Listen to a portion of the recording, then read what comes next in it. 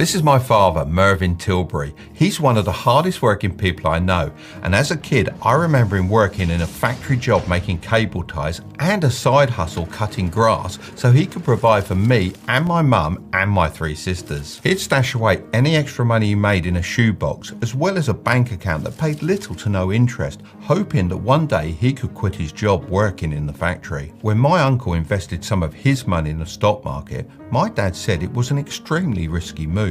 Unfortunately, what my dad didn't realise is that he was also playing a risky game. Can you see where this story's going? Every year my father's money was losing value due to inflation. This is just what happens over time. As more money is printed, the money in circulation becomes less valuable. This meant he was never able to quit his job in the factory. The thought of my money being eaten away by inflation scared me so much that I've made sure to invest throughout my life. As a result, not only have I beaten inflation, but my investments actually now grow by around $17,000 a week on their own, which over my lifetime has made me millions. I'm no financial advisor, but I am someone that's been there and done it. That's why I'm making this video. It's exactly what I wish I had when I was younger. How can I make money investing in stocks? To make money, we first need to beat the inflation issue. In the last 60 years, this averages out to a rate of 3.8% per year. So if your money isn't growing by more than this on its own,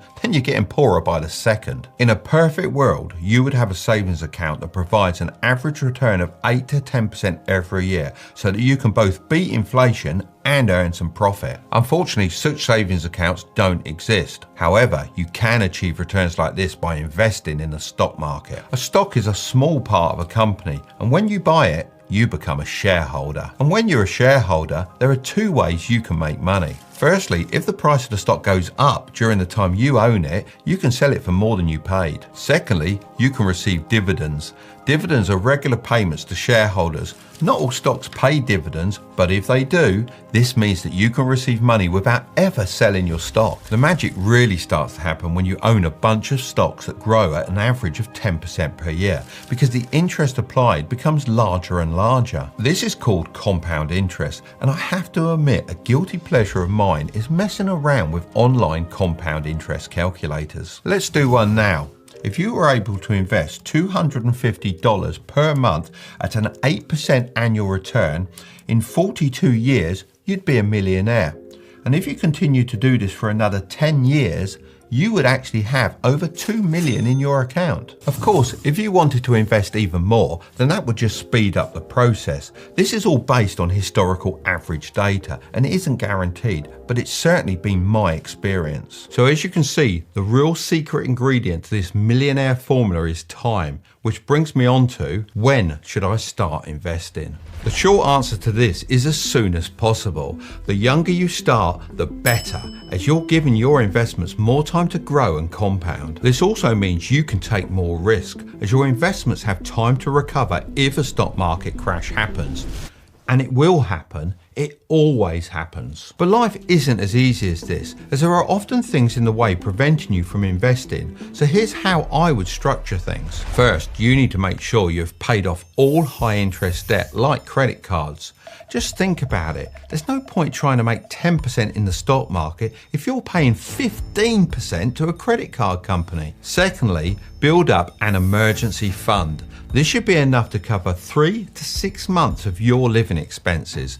This way, you're not forced to sell your stocks in the event of an emergency, which can really ruin your progress. Once you've done both of these things, you're ready to start investing. If you're younger than 18, then it would be a great idea to ask a parent to open up a custodial account, which allows them to invest for you. This will give you such an advantage in the future. Your next question is probably something along the lines of, how much should I invest? When you ask an investor, they'll probably say as much as possible. However, I have a different opinion. I made most of my money through starting different businesses and only used the stock market to grow my wealth over time. I've also had a pretty fun life, from flying full-size aeroplanes and racing cars to competing for my country and traveling the world. If I'd invested all of that money into the stock market, then I'd have missed out on so much. So my answer would be to invest whatever you feel comfortable with. But if you want a more solid answer, then the 70-20-10 rule is a pretty good guide. It states that you should split your money by these percentages: 70% on living expenses, 20% on investments, and 10% on the fun stuff. Research shows that people who invest at this level are much better equipped to ride the ups and downs of life and also get ahead of everyone else. That's all well and good, but how do I buy a stock? There are various different apps out there that allow you to invest in stocks. I'll leave some links below. The key is to open the correct type of account. You'll often hear people throwing around the terms Roth IRA in the USA and Stocks and Shares ISA in the UK, TFSA in Canada, and Supers in Australia. If you don't have one of these accounts, then you're missing out, as they allow you to avoid paying taxes on your investments, but they do have limits because they're so powerful. A great thing about these investing apps is they actually give you the ability to buy fractional shares. So rather than buying a share of Apple for $190, you can invest as little as $1. I wish I had this option when I was younger, as it would have allowed me to get some early investing experience without having to take any big risks. One of my favourite investing platforms is Trading 212, as they do both of these things. Since I was planning to talk about their app anyway, I reached out to see if they'd be interested in sponsoring this portion of the video. They agreed and are also offering a free stock worth up to £100 to anyone that uses the code Tilbury when they create an account. One of the really cool things about Trading 212 is they let you practice investing with fake money, so you can get familiar with real data from the markets without risking any money. So if you're a little uncomfortable with investing or just want to try some strategies before putting your own money on the line, this is a great way to get started. Another great feature is called Pies, where you can see how other investors have allocated their money into different stocks. If you wanted to invest $100 into that pie,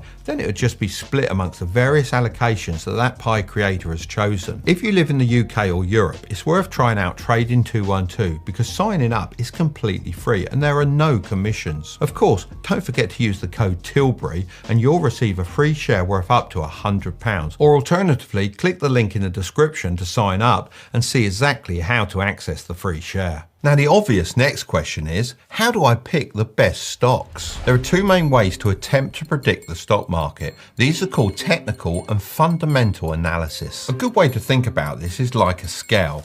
Usually, short-term day traders are purely focused on the technical aspects. This includes looking at charts and patterns. They believe they can predict how the stock will change in price by judging the highs and the lows on the graphs. As a long-term investor, my strategy is about keeping it simple. Lots of people talk about using margin and options, but that's really not something I worry about. I'm a lot more focused on the fundamentals of a company. This includes the financials, the leadership, and the brand recognition, as I believe this is where the true information lies to indicate the long-term success of a stock. When I invest in a stock, I don't have an intention of selling it for at least 2 to 5 years. However, like I mentioned, it's a scale, so I do look at the occasional chart in order to find the best time to buy. This approach has helped me find some really good investments over the years, rather than just dipping in and out trying to make a profit every day. But with the majority of my investments, I don't actually do any of this. That's because I allocate most of my money to index funds. This is definitely the best strategy for most people. So, what's an index fund? It's a way for the average person to make more money than the professionals with very little effort. I'm a big football fan, and if you've ever followed any sports, you'll be familiar with a league table like this.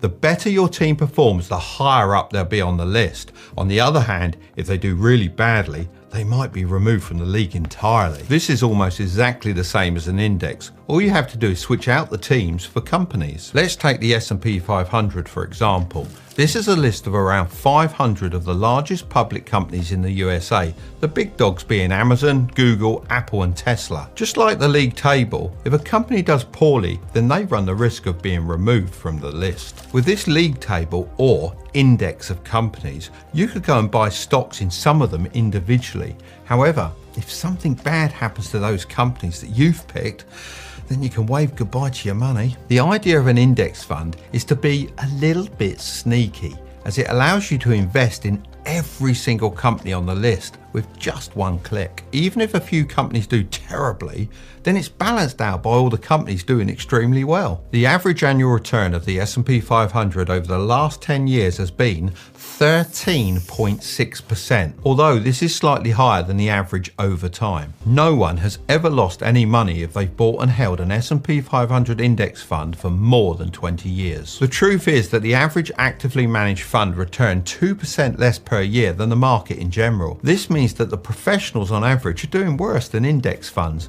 and even if they end up losing you money, they still charge you high fees, no matter what. The reason that index funds can charge really low fees is because they're passively managed, which means they look after themselves and don't need an expert to keep adjusting them, meaning the fees can be as low as 0.02% per year. When I tell people about index funds, it often blows their minds. However, when they go onto an investing app, they get confused at the different options and ask, what's the best index fund to invest in? Well, as I said, I'm not a financial advisor, but I have had a lot of success with 3 different types of index funds. Number 1 tracks the S&P 500 index. This is the one we briefly mentioned before. The historical return of 8 to 10% has allowed me to generate a fortune over the years.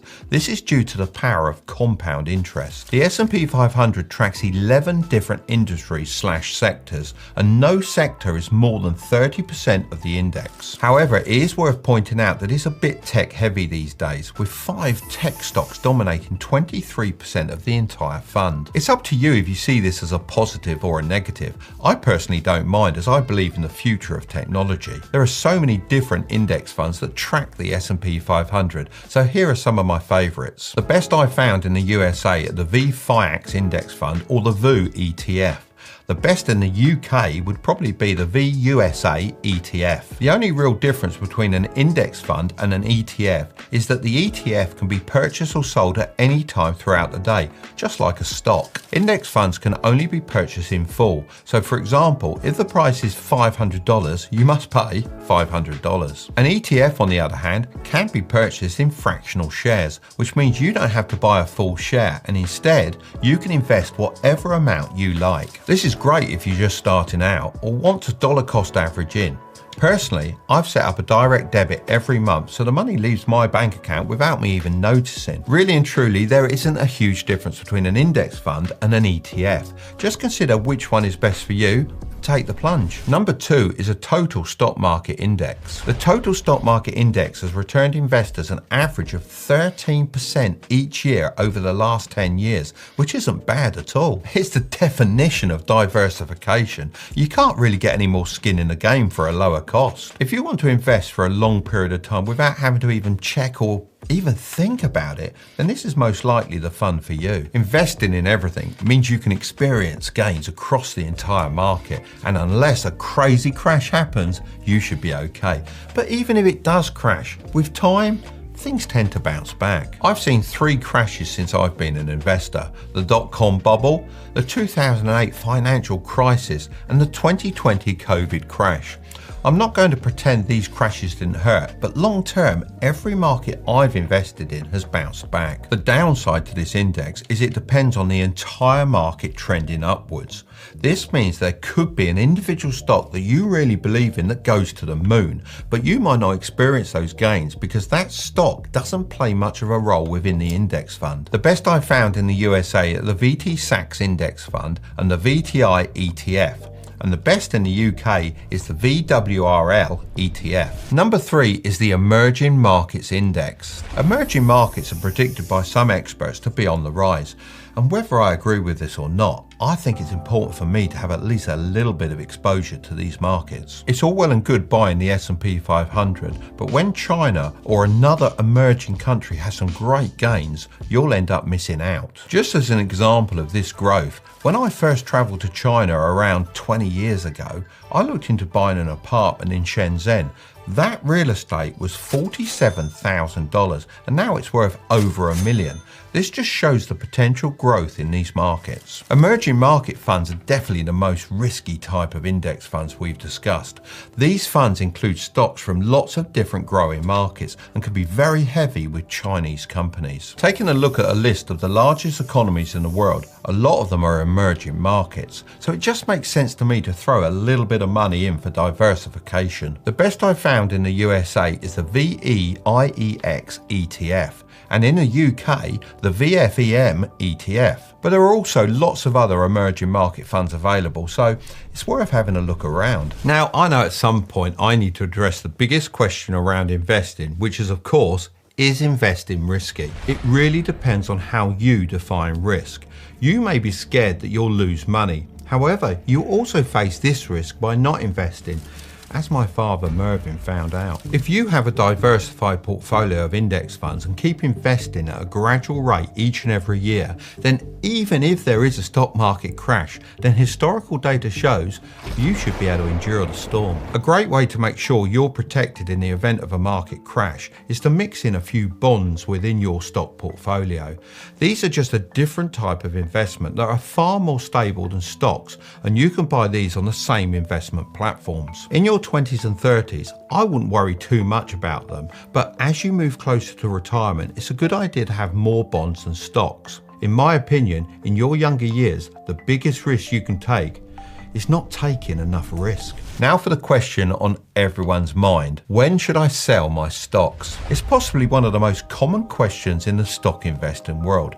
Knowing when to sell stocks or hold on to them mostly depends on your age. If you're older, you've likely been investing for a while and can live off them during retirement by gradually selling when needed. However, if you're younger, this usually isn't the case. In fact, if you're in your 20s to 30s, there are only 3 good reasons to sell your investments. Number 1, you need money for an emergency. Hopefully, if you followed the video so far, then you won't need to worry because you've got an emergency fund to help you out in times like this. Number 2, you made a bad investment. If you have individual stocks that appear to be underperforming consistently, it may be time to cut your losses before those losses stack up even higher. Before panic selling, take a good look at the wider industry. If other goods like it are also in decline, then you know it's the industry, not just your stock. If everything's doing poorly, this gives you a bit of extra context. Number 3, you've achieved a specific goal. Although I don't really recommend it, if you're investing for short or medium term goals like, I don't know, saving up for a dream vacation, then it would be a great idea to set a target price. This is a figure at which you would feel satisfied selling the stock and enjoying your gains. The most important thing to remember is to not sell your stocks for as long as possible so they have the longest time to grow. Just invest and forget about it until you want to stop investing and take your profits. This thinking will also help you avoid panic selling. If you want to know exactly how I pick my individual stocks, then you can check out this video next, but don't click on it just yet. Make sure to subscribe if you want to grow your wealth, okay? I'll see you over there.